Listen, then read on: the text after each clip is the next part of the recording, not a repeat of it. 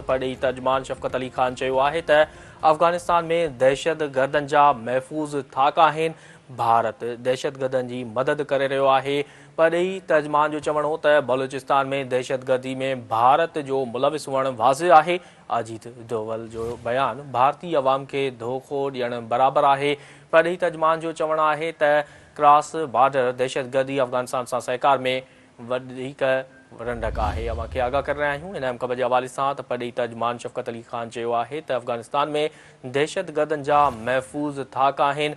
भारत दहशतगर्दनि जी मदद करे रहियो आहे। पढ़ी तर्जमान जो चवणु हो त बलूचिस्तान में दहशतगर्दी में भारत जो मुलविस हुअणु वाज़िह आहे। अजीत डोवल जो चवणु आहे त बयान आवाम खे धोखो ॾियणु बराबरि आहे।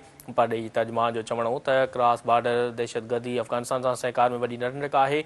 अवां खे आगाह करे रहिया आहियूं। पढ़ी तर्जमान शफ़क़त अली ख़ान चयो आहे त अफ़गानिस्तान में दहशतगर्दनि जा महफ़ूज़ थाक आहिनि। भारत दहशतगर्दनि जी मदद करे रहियो आहे। पढ़ी तर्जमान जो चवणु हो त बलूचिस्तान में दहशतगर्दी में भारत मुलविस हुअण जो वाज़िह सबूत आहे। अजीत डोवल जो बयान भारतीय अवाम खे धोखो ॾियणु बराबरि आहे। पढ़ी तर्जमान जो चवणु हो त क्रॉस बॉर्डर दहशतगर्दी अफ़गानिस्तान सां सहकार में वॾी रंडक आहे।